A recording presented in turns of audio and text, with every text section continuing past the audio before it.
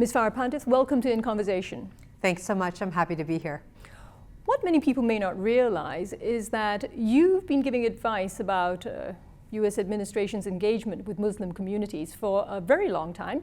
You were actually under both Republican and Democrat administrations. George Bush Sr., you were his advisor back in 2007. And then the U.S. Special Representative to Muslim Communities, which was actually a role that was pretty much created for you under the Obama administration. But that role doesn't even exist anymore. It's vacant now. Has the Trump administration made engagement with Muslim communities more difficult? Look, we are in a very different situation today. We have a rise of many different kinds of extremist groups. When the United States government began to look at the issue of stopping young kids from joining groups like Al-Qaeda, we were really only looking at Al-Qaeda because that was a threat on our nation.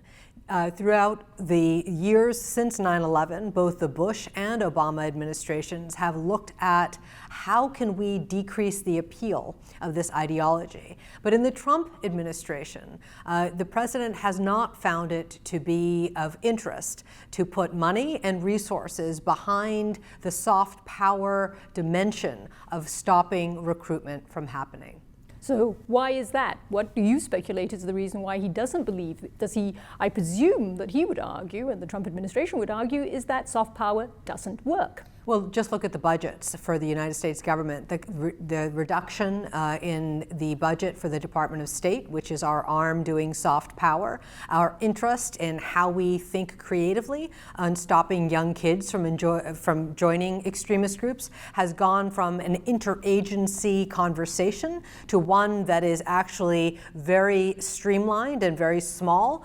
We have a rise of white nationalists in America, and we also have a rise of kids being interested in groups that we had not really spent a lot of time thinking about. Today in 2019, it is serious. The rise of hate is global. We're seeing the us versus them ideology on the rise with millennials and Generation Z. Instead of focusing on that, instead of saying that there's more that we can do, what the Trump administration has been showing us is that even though his strategy says that he is interested in stopping the ideology of extremists, his actions do not match his words. So back to my question, he has made it worse, is what you're saying. Well, President Trump has been singularly different from any other president in American history. Every president from George Washington until Barack Obama has spoken with respect about Islam. And he is the first president who has not shown that same kind of respect, has not shown that same kind of dignity. But he was properly elected. Does he represent how many Americans think? The United States population is very diverse. And we have every religion in the world in our country. And the freedom of religion is one of the most important components of our country. The vast majority of Americans do not speak in the same way that the president has. Well, somebody voted for him. Well, I'm not disagreeing with that. For sure, he has supporters, and they all believe a very particular thing. But in my experience in the United States, it is not a country that does not value different kinds of faiths. I'm afraid by extension, though, the way that the whole rhetoric, the whole framing of things in America comes to affect how it's also framed in the rest of the world. And you've written a book called How We Win, talking about countering violent extremism. In that, you have a chapter talking about America as the bogeyman. Well, this only just feeds into seeing America as the bogeyman, as being intolerant, as being hypocritical. Our words matter. What the President of the United States says matters. The tone with which he or she decides to talk about race or religion or sexuality or gender matters. So there is a sea change in the way in which we're perceived in the United States. America does have a role to play in how we think about mutual respect, how we talk about each other, and specifically in a post-9/11 world, we have a responsibility to speak about Islam in a way that does not help extremists recruit to their armies. But America doesn't have the high moral ground anymore, does it? America has the high moral ground in a lot of ways. On the issue of how we talk about Islam right now in 2019, unfortunately, we're at a low moment.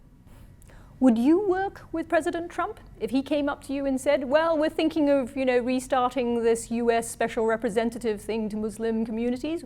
Would you join?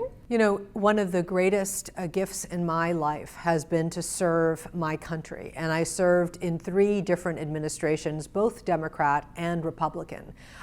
George Bush Sr., his son George W. Bush, and Barack Obama. As a political appointee, I knew that all 3 presidents had respect for many different types of people, and there was no evidence whatsoever in the work that I did post 9/11 that either President Bush or President Obama thought differently about Muslims. In fact, quite the opposite. There was a need and a desire to engage, to build out a new way of beginning. And let's remember, President Obama talked about building a new beginning, and how we talk about.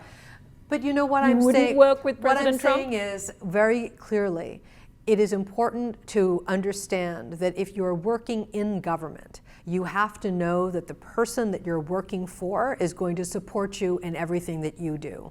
That the money and the words and the experience that you have to put out into the world to do the work requires that kind of support. And you don't think you'd get that under President Trump? I think that President Trump has shown us that the us versus them is the kind of position he wants to take on a large number of things, not just religion, but also race. What about those who would say that you're idealistic but not particularly realistic?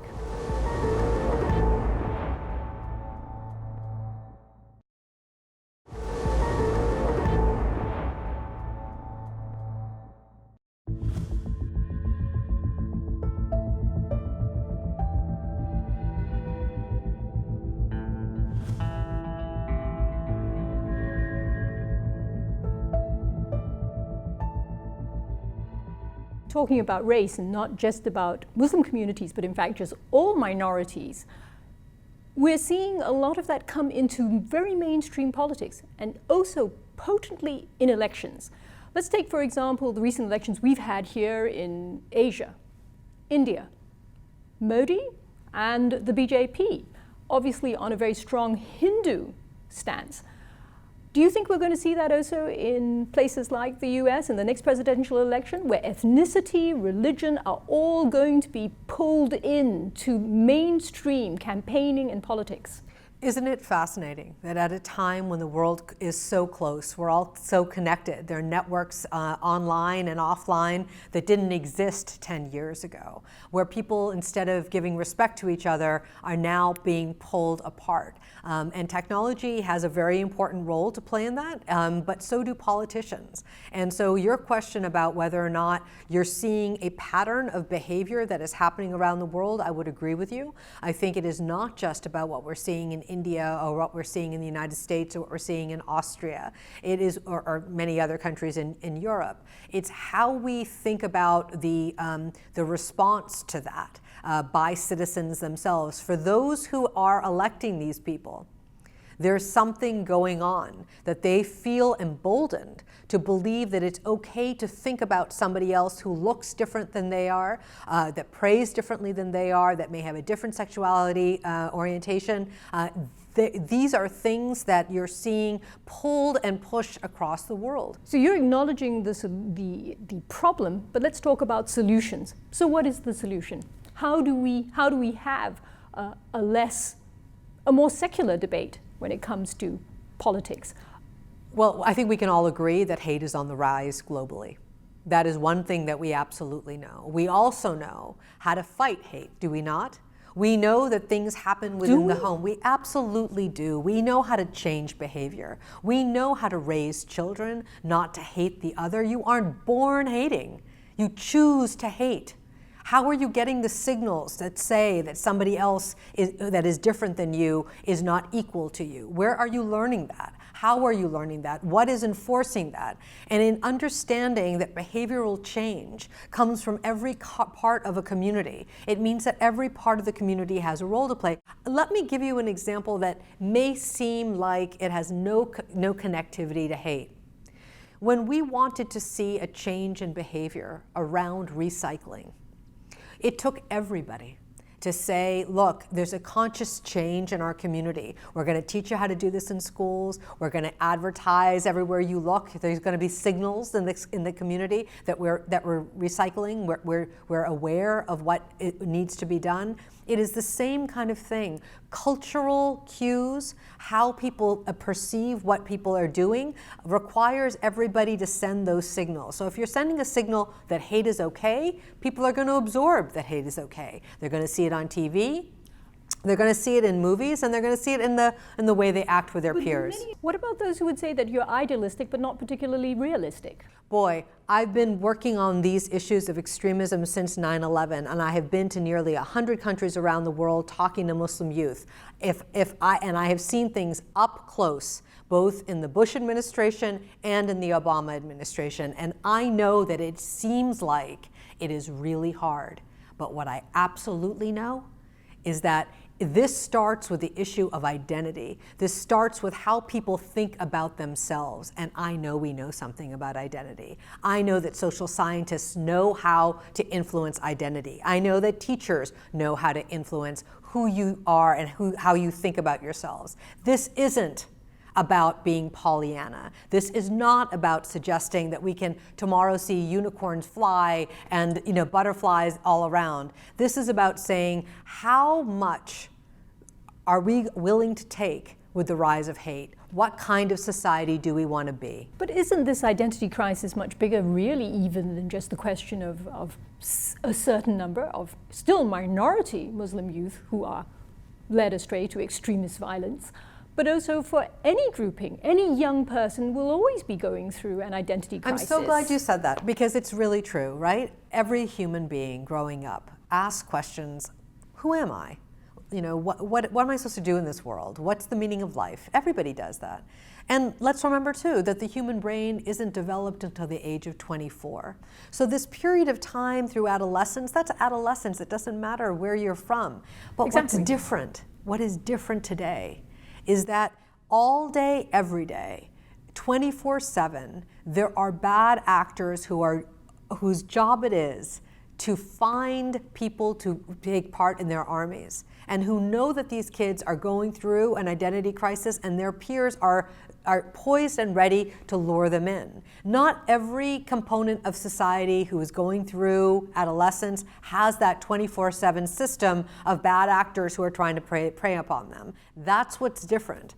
And the other thing that's different too is that in a post-9/11 world, with the rise of technology, with the rise of us versus them, with the rise of all of the things that we know that are happening right now, 1 billion Muslims under the age of 30 that live in the world today are the ones that these extremists are going after. What I argue is that government, corporates, and regular citizens need to take this seriously and to use soft power solutions at scale so that we can decrease the appeal of us versus them and make sure that we are putting forward the next step in our society, which is obviously more cohesive, that gives dignity to all, but also understands that we have the power right now to stop the extremist threat. So why do you think that Mark Zuckerberg is not doing it?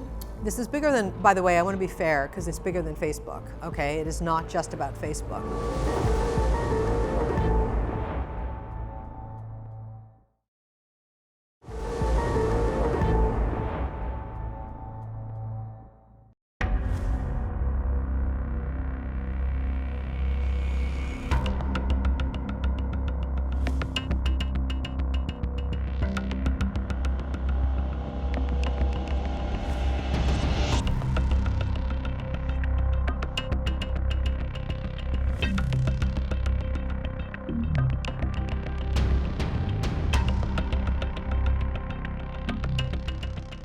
The New Zealand Prime Minister, she has suggested that we need to have some very concrete steps We need to have some kind of emergency or critical situation protocol where we can make Facebook, in other words, governments can actually come in and make Facebook shut something down.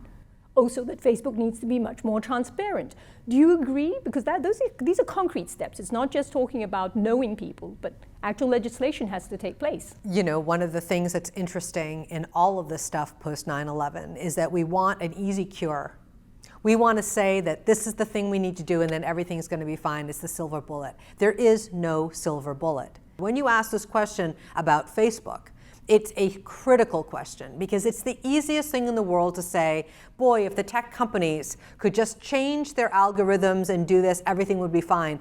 I am very clear and very direct with the tech companies when I say there's far more that they can do and they know it. What is their corporate purpose? What do they stand for?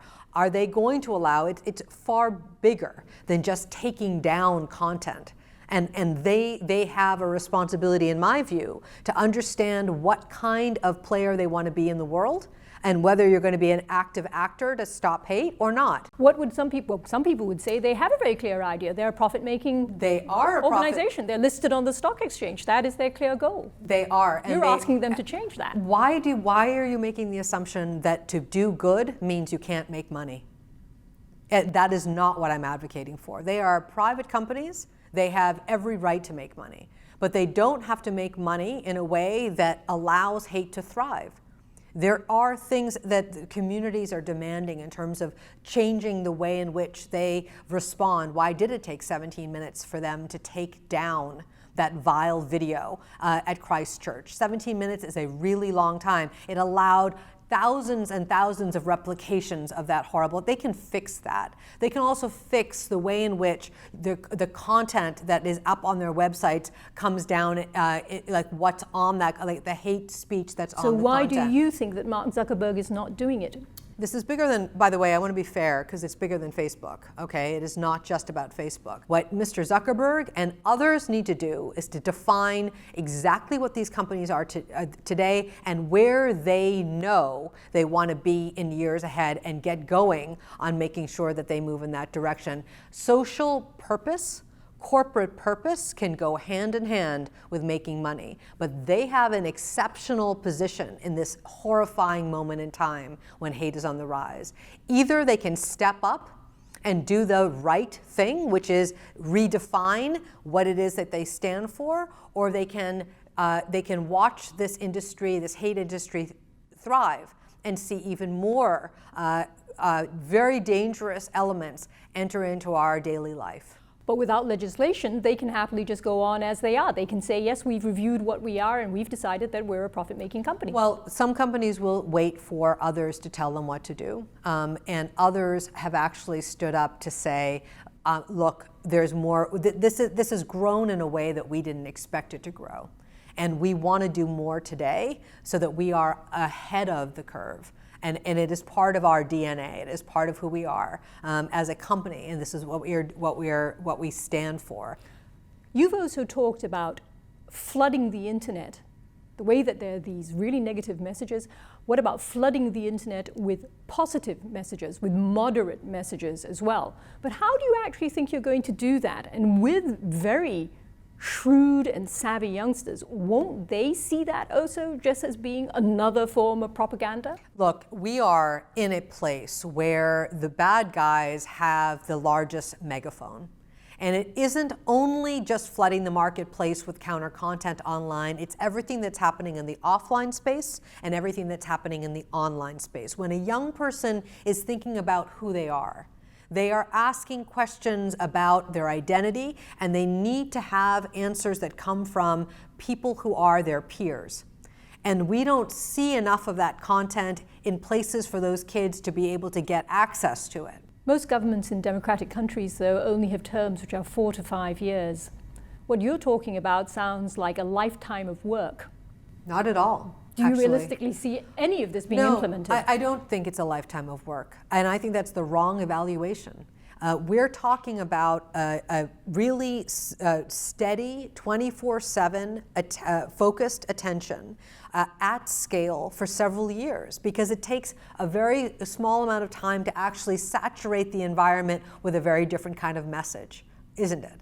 It isn't, though, you have to convince every person in the world to love everybody. That's not the job we're trying to do here. We're just trying to decrease the appeal enough that these organizations don't have their soldiers. And we can do that. We just haven't tried. One term of office then? 5 years? Would that do it? I think if you're saying if every country in the world that is going after this ideology of us versus them for 5 to 10 years, all day, every day, a steady approach with the solutions that we know, we would see a dramatic shift in the way in which these kids are being pulled towards these armies. And that includes also all the white supremacists as well? There are many lessons that can be learned from how we have understood the identity crisis with Muslims. And this issue of identity and belonging for white supremacists is really important.